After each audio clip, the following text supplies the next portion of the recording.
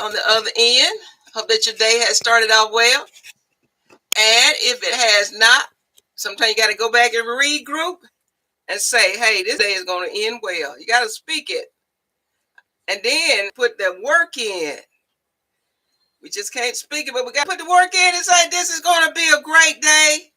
And maybe by chance, you might not be feeling the best or doing the best. You know who to look to. You know who to go to. Our God is able, and he will not fail. He will not fail. So keep hope alive. As Jackson says, keep the dream alive.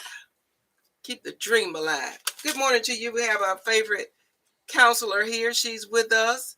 Good morning to you. Morning. How are you? I am doing well. Cannot complain. Neither can I. It's good to be alive. Yes, it is. Yes, it is. The way people are leaving here. That's right. You know, it's good to even be seen. That's right. These days. Yes, it is. Yes. Mm-hmm. But you know, they say for the first time in history, more children are leaving before their parents. Yes, I believe it. And why is that, you think? All sorts of things. Trauma, freak accidents. A lot of it is untreated mental illness, because the suicide rate is higher between individuals between 14 and 28.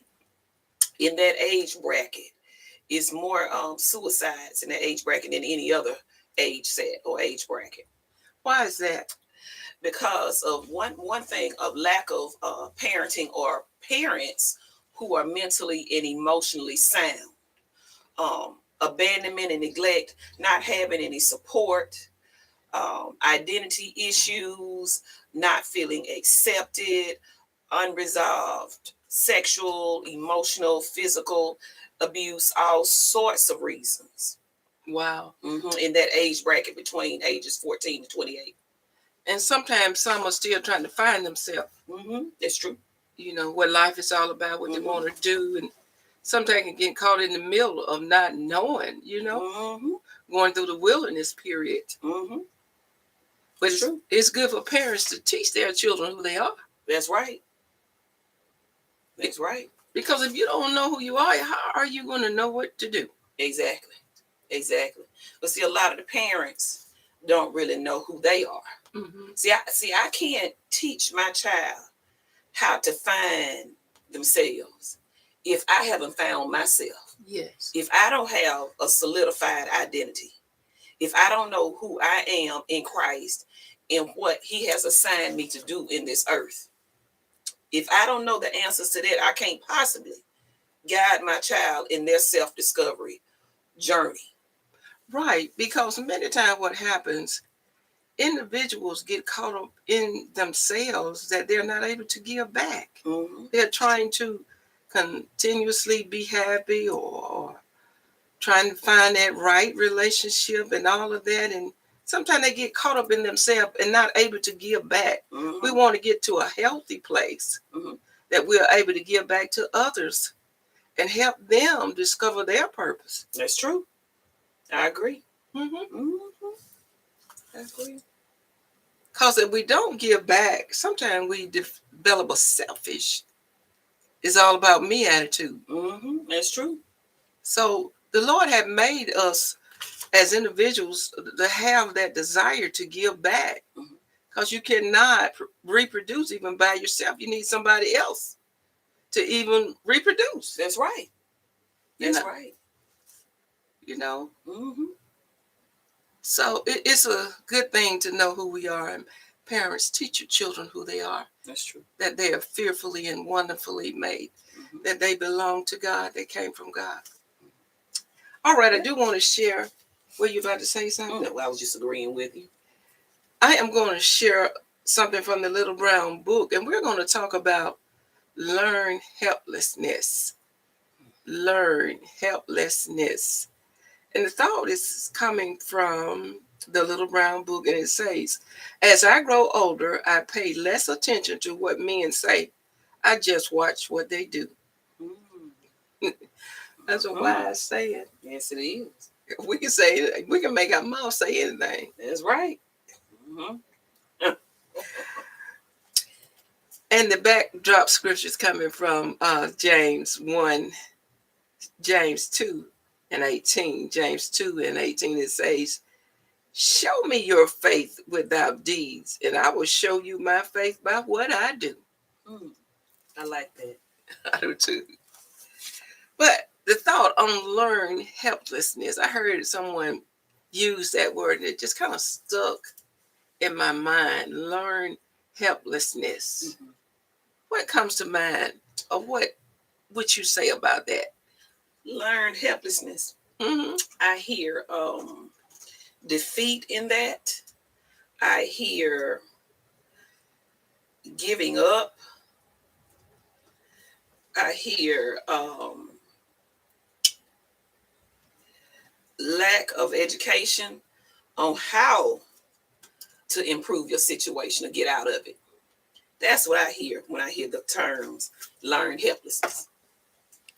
And also enablement. Sometimes people can enable people so much that they become helpless and dependent on other resources or other things other than themselves. Yes. Getting strong. Yes. That we sometimes can keep people weak by not confronting them and telling them the truth. I agree. Yes. That term learned helplessness encompasses a lot. You know, and I hear stagnation too. You know, where you're stuck, your feet are stuck in concrete, and that you can't move forward, and accepting a negative circumstance. And you know, the enemy can come and take advantage of that too. That he'll help you stay stuck, because he don't want you to move forward. Might be sending all kind of spirits against your mind. Yeah. And speaking against you. And when I heard that term, I thought about the man that was at the pool of Bethesda. He had been there 38 years. 38 years. Experiencing the same thing. 38 years. 38 years. Waiting on somebody else to pick him up and put him in the pool. So, somebody said, looked like he ought to try to even roll into the pool. Right. Roll or crawl or scoop over into the pool. But he had been there for 38 years. And Jesus asked him, will thou be made whole? He said, Lord, I don't have anybody to put me in. To put me in. So somebody always stepping in front of me when I even think about getting in. But you know, if you want it bad enough, you'll get up early in the morning when the water is troubled. You'll be so close to the bank. That's right. And I love the way Jesus had put the responsibility back on him to go and get his healing. He said, you rise up and you walk. He said, you get up and you go to that pool. He said, you. The way he said the word you, he put the responsibility back on him, because it is our responsibility to be healed. If I'm going through some illness, whether it be physical or emotional or psychiatric, if I'm going through some sickness, it's my job to get healed. Just like when we go to the hospital, it's their job to stabilize us. But once they discharge you, it's your job to go home and do what you're supposed to do to get better so that you can recover and heal. And sometimes if you don't really love yourself, sometimes people won't even take care of themselves right. That's right. Where is that coming from when you don't really love yourself enough?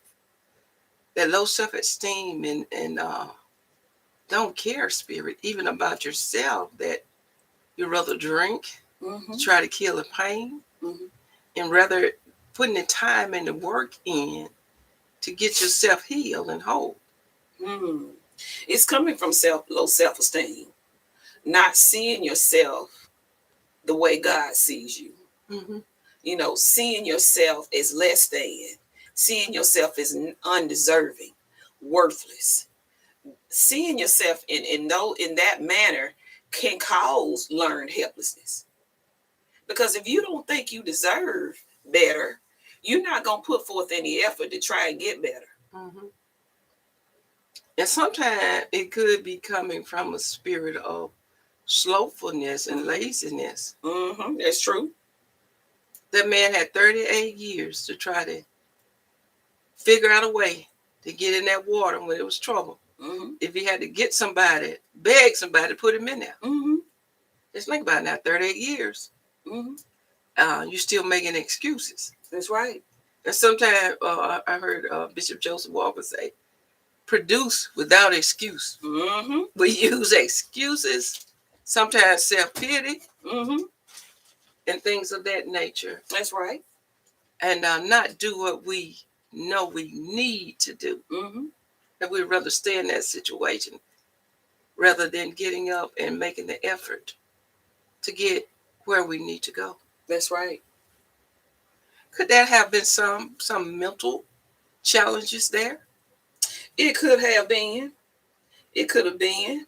Now, he could have had some internal dialogue with himself where he was thinking, okay, I'm not worth it.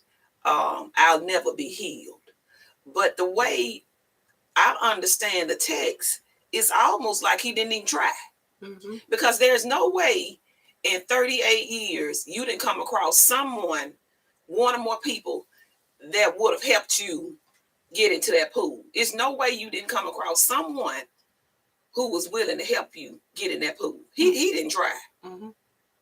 When you look at the text and you understand the context and the background, he did not try. Mm-hmm. And that's why Jesus came along and said, you get up, you do it. Mm-hmm. He put the responsibility back on him, letting him know, you've been walking around in this condition for 38 years. You've been like this for 38 years because you didn't try to do nothing about your situation. Mm-hmm. Yeah, because the angels would come down at a certain season to trouble the water, and the first person that got in was the one that was healed. So sometimes you don't even want something bad enough. Mm-hmm. If he knew that the angel was going to come at a certain time, seemed like he would have just stayed around the pool whenever the challenge arose to get in, that he would be right there, just roll in. Exactly. Or somebody push me. Exactly. Push me on in here. Exactly. He didn't try, because if you wait on other people for your healing, you will never be healed. If you're waiting on somebody to come and just and do all of the work of healing for you, you won't ever be healed. Mm-hmm. But if you ask for help, people will facilitate your healing. Mm-hmm. Some people will help you if they see you making the effort. Mm-hmm. See you trying to get in. This person is at least trying. But sometimes if they don't see you trying, sometimes they won't do anything. That's right. Mm-hmm. But learn helplessness. And we should not get in a state that keeps us weak and keep us from moving forward in a certain area. Life will never be perfect. Not ever. So we have to know how to keep moving forward. And I know sometimes some things can hit you pretty hard, but you still, at the end of the day, you got to get up, brush yourself off, and keep on moving. That's right. That's true. That's true. And there are some reasons for that. What's going on in your mind? In therapy, what we do is we get to the root cause of why you are defeated, you giving up, you're stagnant.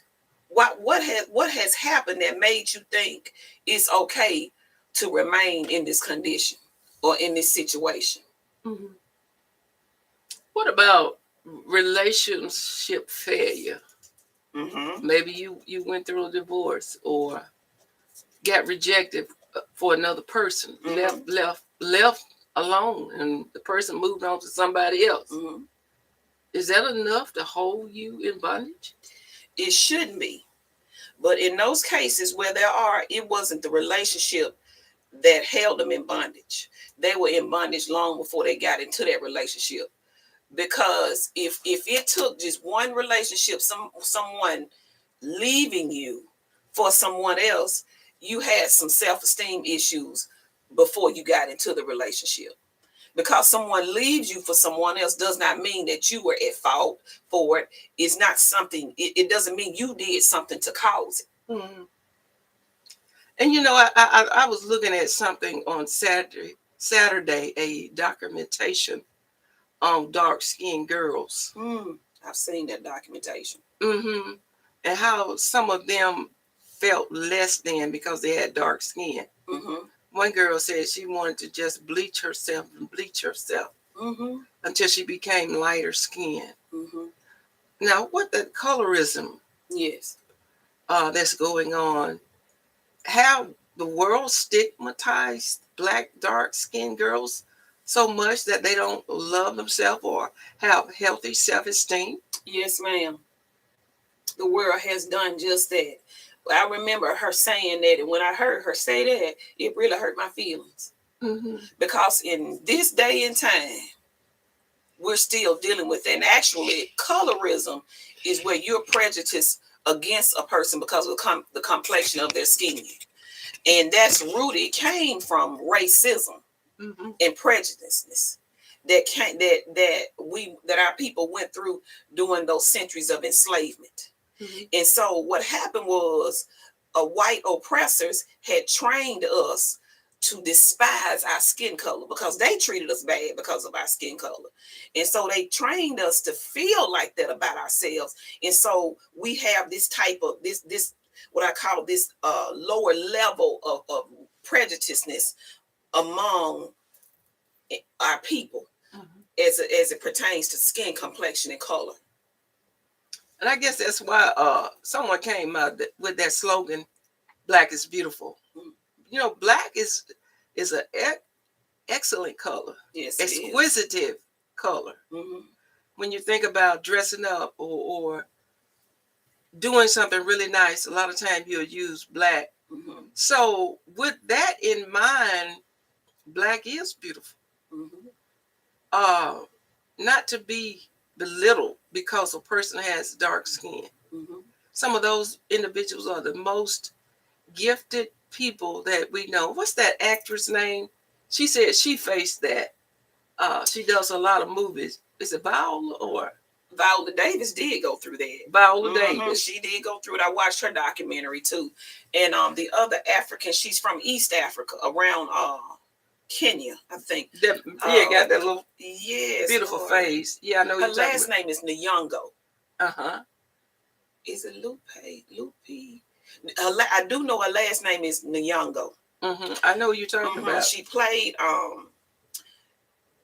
let's see, what was the name of it? She was one. Wasn't she in one? Them. She played in the movie Them. Mm-hmm. Mm-hmm. I know. Is it Lupita Nyong'o? That's her name. Thank you, God. Lupita Nyong'o. Mm-hmm. Mm-hmm. That we stigmatize others sometimes. Even they said that even in our own race, a lot of times even in our own race, they say you black. If you black, get back. I've heard that too. Uh-huh. Even in our own race. I remember I stopped being friends with a girl after we had graduated college together because I didn't like the way she thought. Uh-huh. I didn't like it. She would see handsome guys that would try and pursue her, but she didn't like them, and they were good guys. They were Christian. They had a lot going for themselves. She just didn't want to be bothered with them. And when I saw a pattern, I started to discover a pattern. And what these guys had in common were they were dark complected, beautiful chocolate skin, mm-hmm. dark chocolate skin. And I figured out that's what it was. And I confronted her about it. I said, are you being prejudiced against these guys who are your own people because they are dark complected? Well, we do have our preferences. Yeah, I have my preferences, but you ignorant. Mm-hmm. That's ignorant. I said that came right out of slavery. You know what our people went through, and then you would treat other people in our community like that, in our race like that. Mm-hmm. They can't help what their complexion is, just like you can. But see, she was like very fair skin. She had white skin, blonde hair, Mm-hmm. as an African American, Mm-hmm. and I had to cut her loose because I couldn't stand it. They did a test with a child, a very young child. I think the child was in kindergarten. Mm-hmm. And they had all these, I think it was 5 little dolls. They had the different color skin. Mm-hmm. And they said, which one is the pretty doll? The child picked out the light skinned doll. Mm-hmm. Which one is the ugly doll? Picked out the dark skin, the dark skin sure doll. did. Now, is that part of our mentality as a child at that age? It is. It's so ingrained in us. It's like it's woven into our DNA, because even in 2026, society here in the U.S. will not let us forget that we're Black. Mm-hmm. And we can see that now with what's going on, for example, with the Nolan Wells case. Mm-hmm. They will not let us forget that we're Black. And I don't want to forget that I am, per se, but they continue to come against us because of the complexion of our skin. Really, that is ignorance. Mm-hmm. It's ignorance. I heard Dr. Martin Luther King make that famous statement: don't judge a person by the color of their skin, but by the content of their character. Now, it's more so prevalent in these United States. I remember listening to a lady on the documentation. She said she went to Cosmere, and she was darker brown skin. So these people thought her skin was so pretty. Mm-hmm. They thought she was so beautiful. Mm-hmm. The color of her skin. Mm-hmm. So it is sometimes where you are. Mm-hmm. In some of the other countries, they really respect us. They do. Mm-hmm. I did not know that some countries in Asia, some Asian cultures are very, very racist against African Americans or in Africans, period, people of African descent. I didn't know it until I had a friend that went to teach English to non-English speakers for about 10 years. That's when she discovered it, and she told me about it. Wow. Why is that prejudice against African Americans so ingrained? Because even one of the South Koreans ladies was in the documentation, and her skin was really not that dark. Mm-mm. And she thought she was being prejudiced against because her skin was a lighter tan or a darker tan. Mm-hmm. It happens if you. I've seen where if your skin is extremely dark in our culture, you're mistreated by racist white people and some people in our race too. And if you're extremely light skinned, where your skin is white, you're mistreated by your own people. You try to figure out where to fit in. Mm-hmm. And that was proven in a documentary. Mm-hmm. Yeah, sometimes Black people can be prejudiced against lighter skinned people, Mm-hmm. or jealous of them because of the color of their skin or the texture of their hair. Mm-hmm. But we each of us have to examine our own hearts.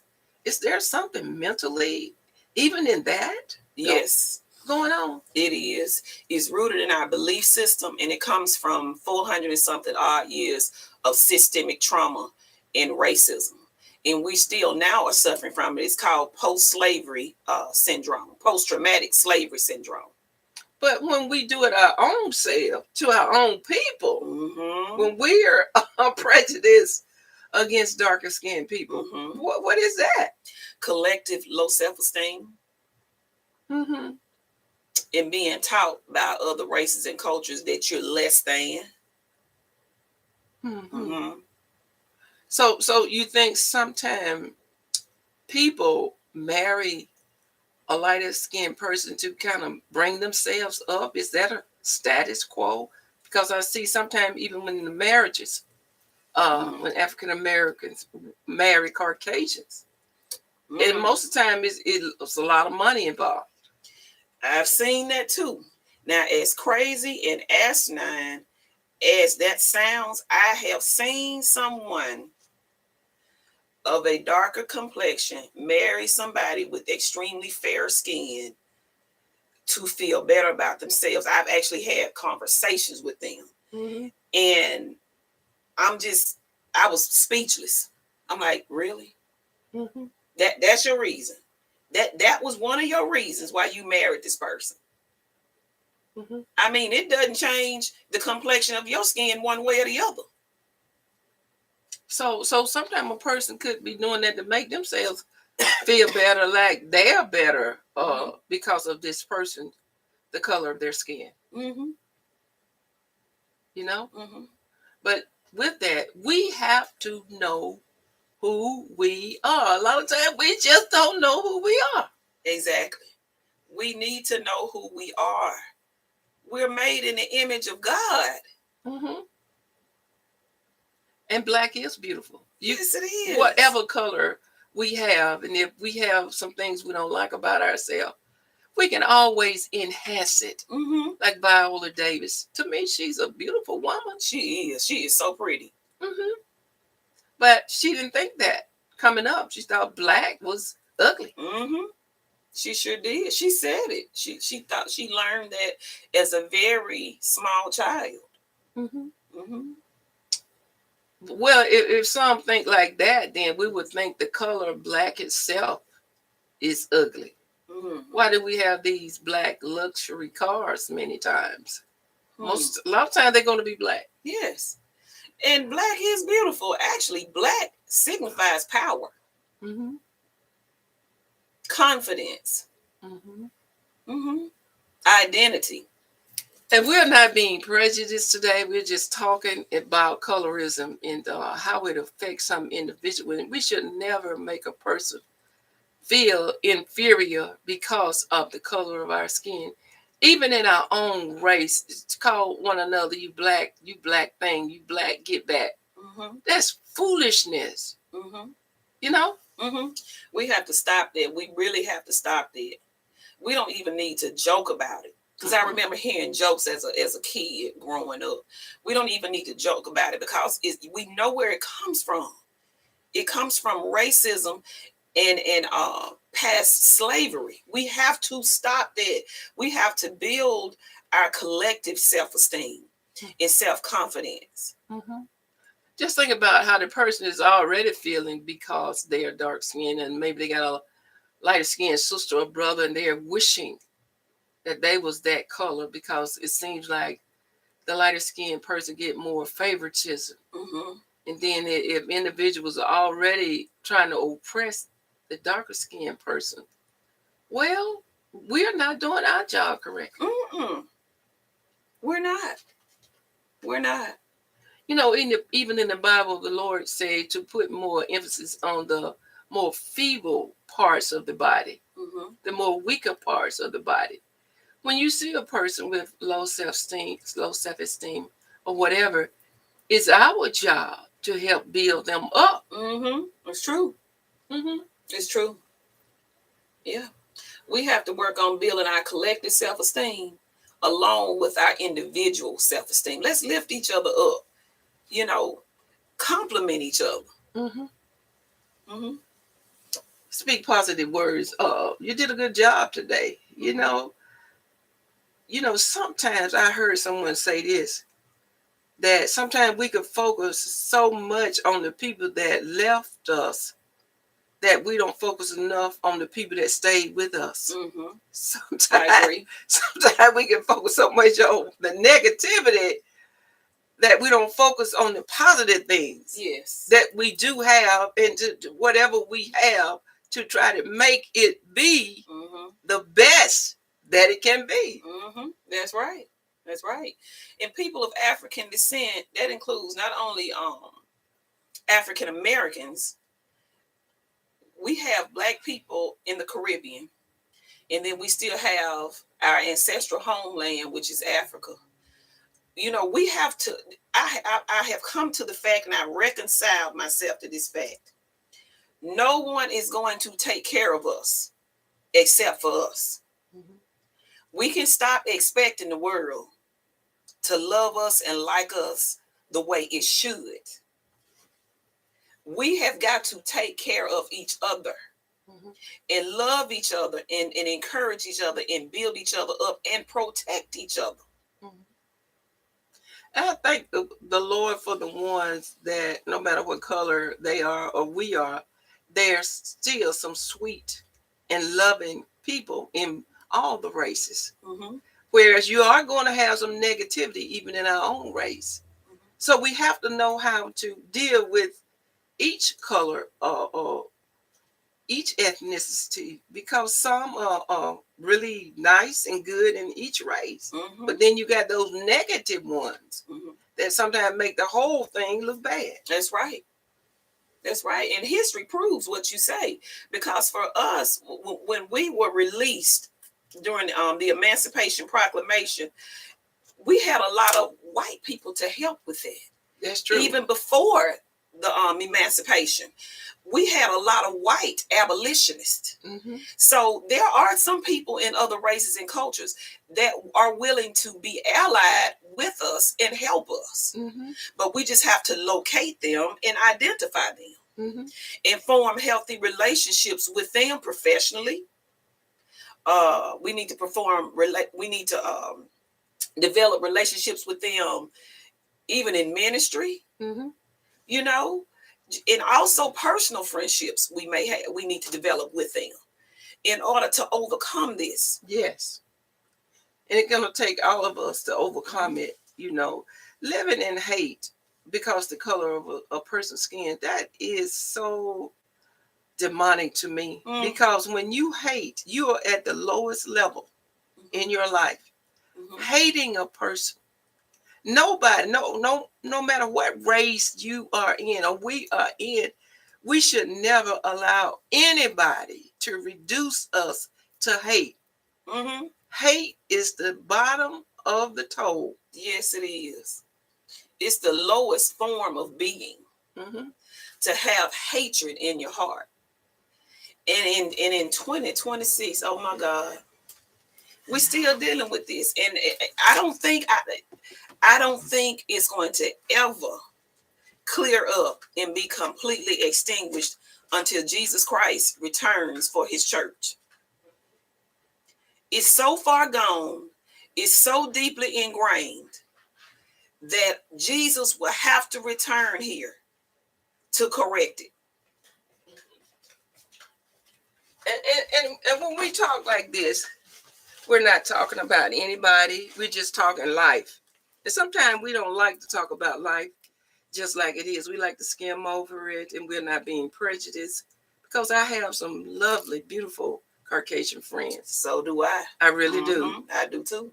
And I have some beautiful Black friends. So, it's just something that we're talking about today. We're not here to put down anybody, but these are just facts of life. Yeah. At the end of the day, we all need to try to work together. Work together. Work together. And even in my white friends, they understand they understand this conversation. Yeah. They know where we're coming from, because they know they don't have any hatred in their hearts. Yes. And so they understand this conversation, and they are not even offended by this conversation. As a matter of fact, I know instances where they have stood in the gap for African Americans. So we're definitely not including them in the fold of oppressive white people. Or any color person. It's not only just, you got other races that are prejudiced too. So, and I agree with you that without the help of others back in the days of slavery, we would not have made it to where we are today. Some of them, the Quakers, especially Jamestown, Virginia, some of the other races, they died there too, trying to set us free. They sure did. And there were a lot of white abolitionists who helped us with the Underground Railroad system. Mm-hmm. They would put up housing. They had secret housing and compartments for us to live in. If we're on that in the underground railroad system, they had places set for us. Yes. People already ready and available to receive us back in those days. Mm-hmm. So without them, we wouldn't have made it out. That's true. So at the end of the day, we still need each other, no matter what color we are. That's right. We're supposed to, because when we go to heaven, there will be no segregation. None. But we started off talking about learning helplessness. You know, even with the color of your skin, get up and get your education, get your head on straight. Don't allow others to put you down and keep you in the box. Mm-hmm. You know? Mm-hmm. That's right. Be the best you can be, no matter what color your skin is. Mm-hmm. That's right. Be the best that you can be. Mm-hmm. Don't use that as an excuse. That's right. Produce without excuse. That's right. But colorism is real, and even in our own race, let's not practice it. Cause no one produced himself. That's right. We all came here on behalf of somebody else. That's right. That's right. Because they say if you go to Africa, in certain parts of Africa, people are really black, Mm-hmm. and look like a black pearl. Mm-hmm. Especially over in Eastern Africa, around Sudan and South Sudan. Mm-hmm. Mm-hmm.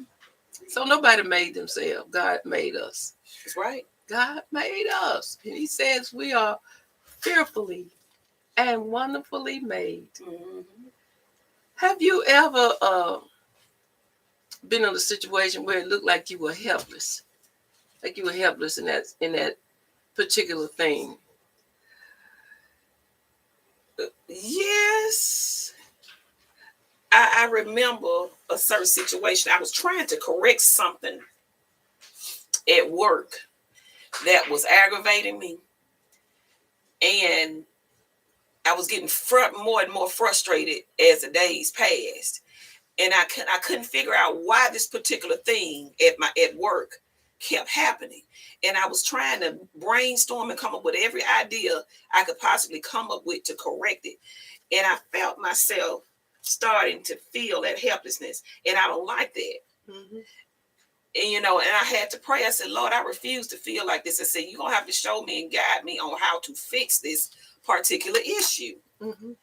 And I just refuse to be helpless. I refuse to be stuck in a situation and feel like I can't do anything about it. Mm-hmm. That's not me.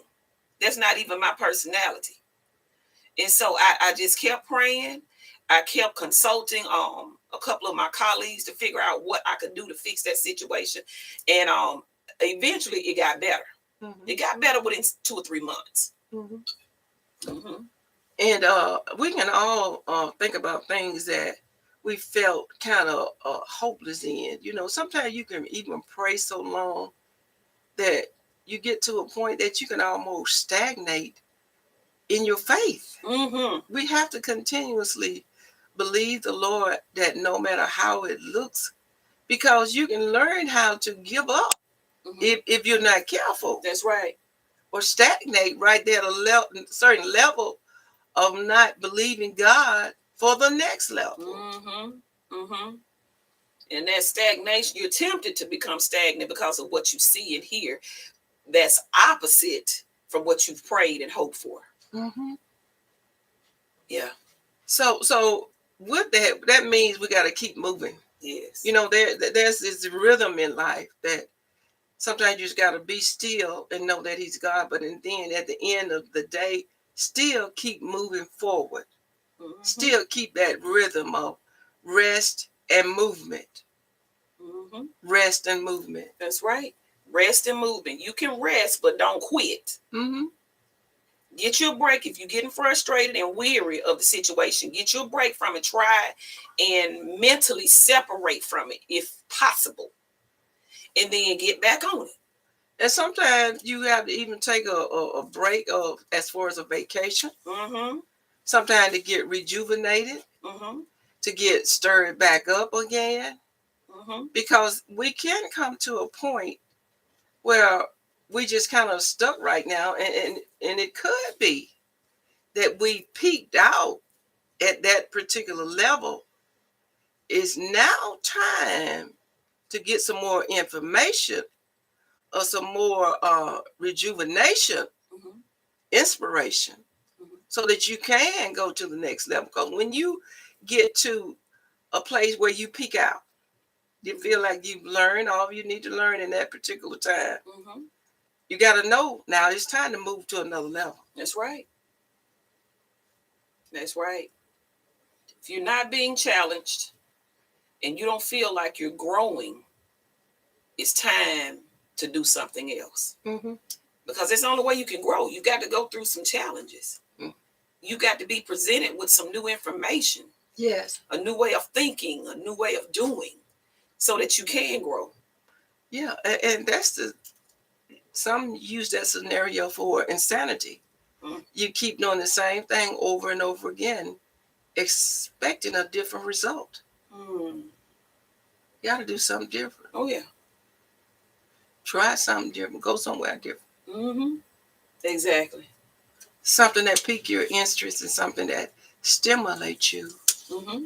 for the next level. So that therefore it's good to travel sometime Yes, it is. to be rejuvenated. Yes. Yes. I have to. Once every 3 months. Mm-hmm. Really, I go once every month, to be honest with you. But my big vacations, I do that 2 or 3 times a year. Uh-huh. But I'm leaving town at least once a month because I have to. I need it. Mm-hmm. Yeah. And that's good. So when you came Mhm. back from this last trip, how did you feel? Ooh, I felt refreshed. I wasn't ready to come home, Uh-huh. but I felt refreshed because I needed to shut my phone off.